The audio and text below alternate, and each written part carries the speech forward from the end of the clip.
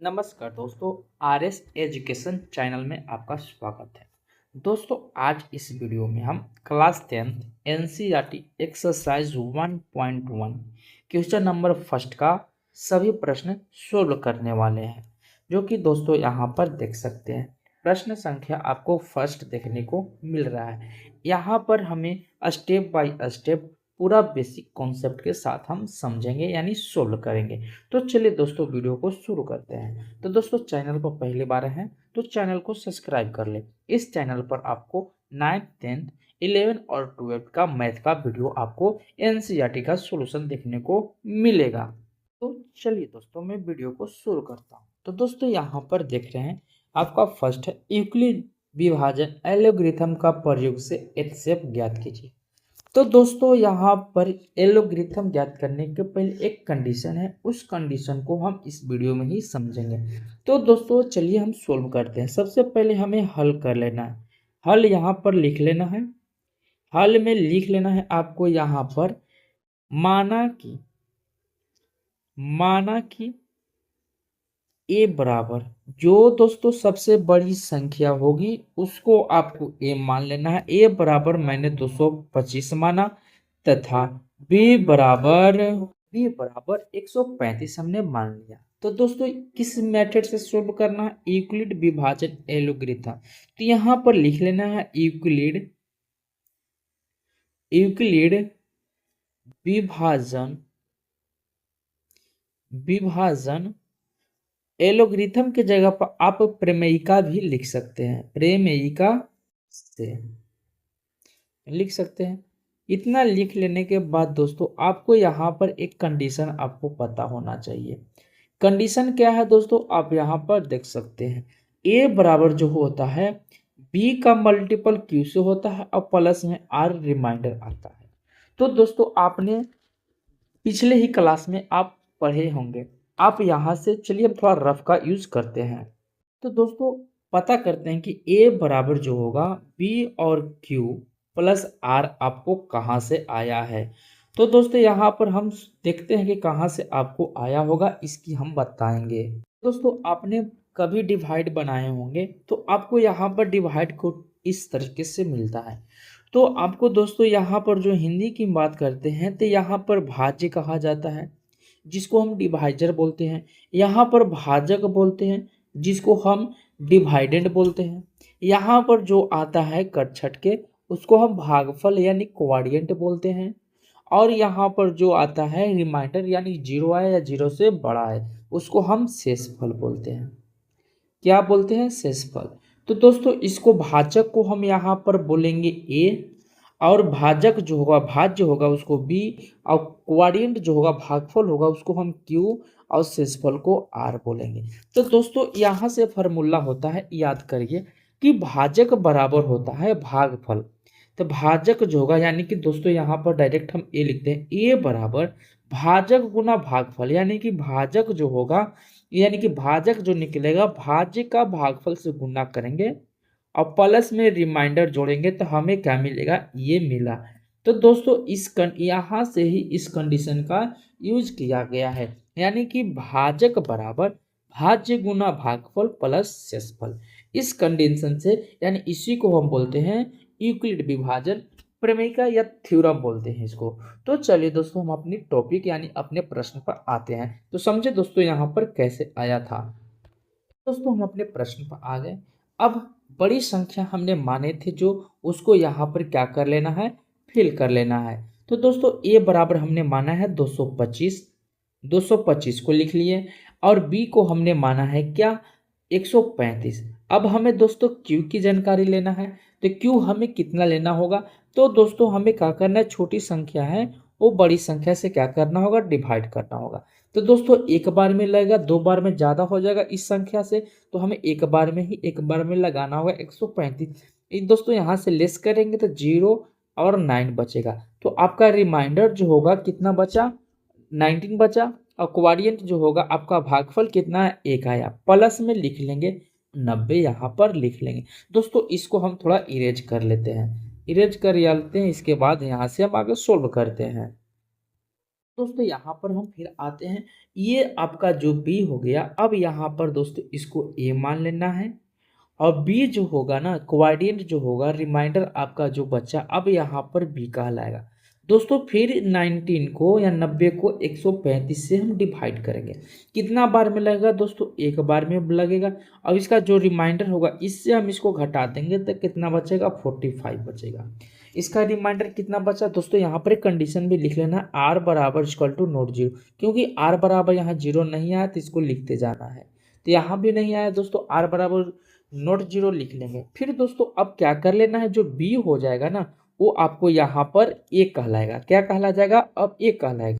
ए बराबर हम यहाँ पर लिख लेते हैं 19, और इक्वल टू में जो आपका रिमाइंडर होगा वो बी कहलाएगा। अब हमको क्यू की मान ज्ञात कर लेना है, तो क्यू 45 के टेबल में 90 कितना बार में आता है, 2 बार में आता है। यहाँ पर दोस्तों आर बराबर कितना आया, 0 आया, क्योंकि 90 90 कट जाएगा तो यहाँ पर आर बराबर 0 आया।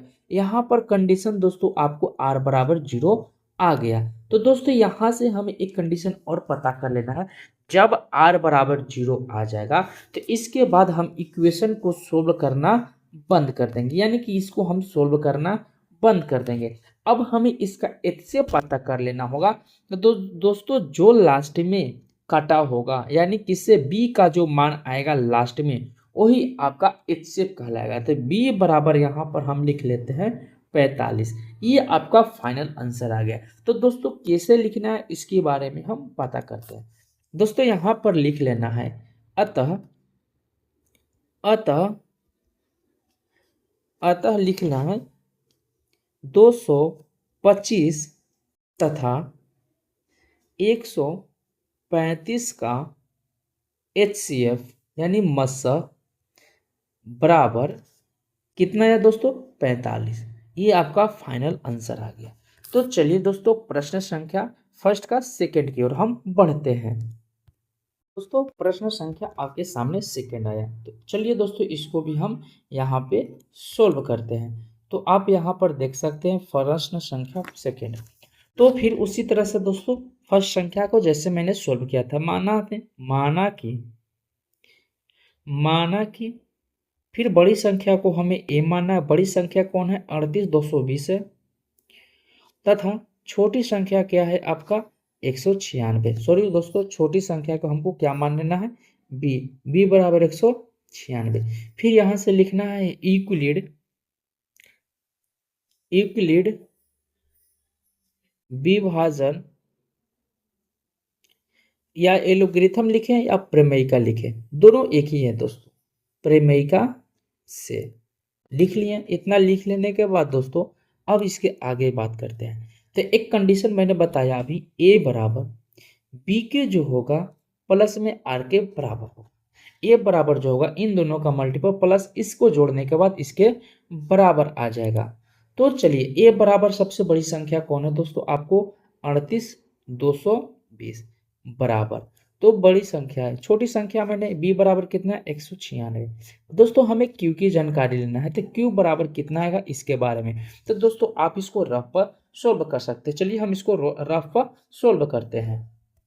तो रफ पर सोल्व करने के बाद दोस्तों 195 बार में ये कट जाएगा पूरा पूरा, प्लस में आर बराबर यहाँ पर 0 आ गया। तो दोस्तों आर यहाँ पर कंडीशन लिखे बताए थे कि आर बराबर 0 जब आ जाएगा तो इस इक्वेशन को सोल्व हम नहीं करेंगे।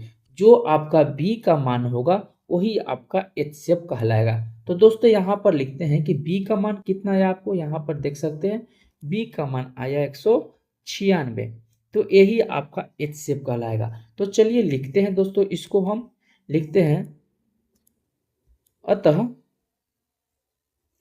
38220 तथा 196 का मस कितना आ जाएगा, 196 आ जाएगा। तो दोस्तों सेकंड प्रश्न भी आपका सोल्व हो चुका। चलिए थर्ड प्रश्न की ओर हम बढ़ते हैं। थर्ड प्रश्न आपका इसी तरह का से सेम है। तो दोस्तों सबसे पहले हमें क्या कर लेना है, मान लेना है। माना कि ए बराबर 867 तथा बी बराबर 255। यहाँ पर लिख लेना है यूक्लिड यूक्लिड विभाजन विभाजन प्रमेयिका से। इतना लिख लेना है दोस्तों।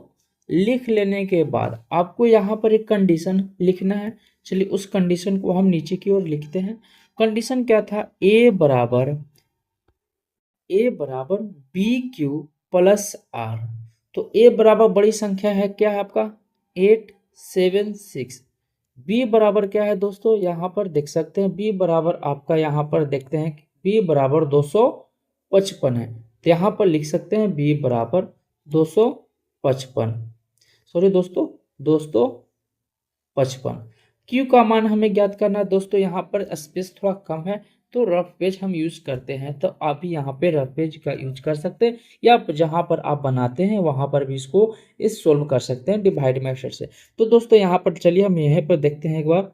255 को हम लगाएंगे 876 से, तो कितना बार में लगेगा दोस्तों यहाँ पर देख सकते हैं। तो दोस्तों यहाँ पर 3 बार में शायद लग सकता है 15 हो जाएगा, और 75 एक 76 आएगा। 4 बार में लगाएंगे तो दोस्तों यहाँ पर 100 हो जाएगा, 800 से ज़्यादा हो जाएगा। तो दोस्तों यहाँ पर 2 आया, 0 आया, 102, यानी कितना बार में लगा? 3 बार में। इसका रिमाइंडर जो आया 102 आया। तो दोस्तों यहाँ पर देख रहे हैं कि रिमाइंडर आपका 102 आया, यानी कि 0 नहीं आती। यहाँ पर लिख लेंगे कंडीशन आर बराबर 0। तो दोस्तों सबसे पहले इसको हम इरेज कर लेते हैं। यहाँ से आपको जो है इरेज कर लेते हैं। इरेज कर लेने के बाद यहाँ पर लिखते हैं आर बराबर इक्वल टू नोट 0। इतना लिख लेने के बाद दोस्तों अब हमें क्या लिख लेना है? अब इसको इस वाले बी जो है अब यहाँ ए के रूप में करेगा 255 बराबर, अब 102 जो है रिमाइंडर अब बी का काम करेगा 102। अब हमें इतना इसको लगाना है। तो दोस्तों 3 बार में नहीं लगा, 2 बार में ही लगेगा। तो 2 बार में कितना लगेगा? यहाँ पर हम रिमाइंडर 2 बार में हम इसको रफ कर लेते हैं। दोस्तों यहाँ पर देख रहे हैं कि आपका रिमाइंडर जो बचा वो 51 बचा। यहाँ पर भी देख रहे हैं कि आर बराबर इक्वल टू नॉट 0 आया। तो चलिए इसको भी हम आगे की ओर सोल्व करते हैं, यानी जब तक 0 नहीं आए तब तक हमें क्या करना है? इक्वेशन को सोल्व करते रहना है। तो चलिए दोस्तों अब ये आपका जो होगा 102, यहाँ पर 102 ए कहलाएगा। अब जो रिमाइंडर बचा वो क्या कहलाएगा? बी कहलाएगा गुना। क्यू का मान हमें चाहिए, फिर भाग देंगे। तो ये देख रहे हैं कि 51 में 2 से मल्टीपल करेंगे तो 102 यानी 102 आ जाएगा। यहाँ पर जो आपका रिमाइंडर बचा वो 0 बच गया, यानी यहाँ पर कंडीशन आपका सही साबित हो गया। तो आर बराबर 0 आ गया। तो अब यहाँ से हमें सोल्व नहीं करना है, तो हमें एचसीएफ पता करना है। तो एचसीएफ आपका क्या हो जाएगा? जो आपका शेषफल बचा, यानी कि जो बी का मान आएगा वही आपका क्या कहलाएगा? एचसीएफ कहलाएगा। तो बी का मान कितना आया? 51। जो लास्ट में आएगा वही आपका क्या कहलाएगा? एचसीएफ कहलाएगा। तो चलिए दोस्तों इसको हम लिखते हैं। तो लिखने का है तरीका वही जो मैंने 2 प्रश्नों में लिखा है। अतः 876 तथा 255 का मसह कितना आएगा? कितना आया? 51 आया। तो ये आपका 51 आपका एचसीएफ आ गया। दोस्तों यहाँ पर देख सकते हैं आपको प्रश्न यहाँ पर इस तरीके से मैंने तीनों को और तीनों मैंने सोल्व कर दिया, आप यहाँ पर देख सकते हैं। तो दोस्तों मिलते हैं अगले वीडियो में। बस इतना ही इस वीडियो में। दोस्तों वीडियो देखने के लिए थैंक यू। मिलते हैं नेक्स्ट वीडियो में। अगर दोस्तों चैनल पर पहली बार हैं तो प्लीज़ चैनल को आप क्या करें? सब्सक्राइब जरूर कर लें और वीडियो को लाइक ज़रूर करें। आप वीडियो को शेयर करें ताकि हमें भी मोटिवेट मिलता रहे कि ताकि वीडियो मेरा शेयर हो रहा है और वीडियो को वॉच किया जा रहा है। तो दोस्तों जैसे ही मेरा वीडियो चैनल ग्रोथ करेगा तो मैं नई नई कंटेंट यानी कि बहुत बेहतरीन इस चैनल पर लाने वाला हूँ।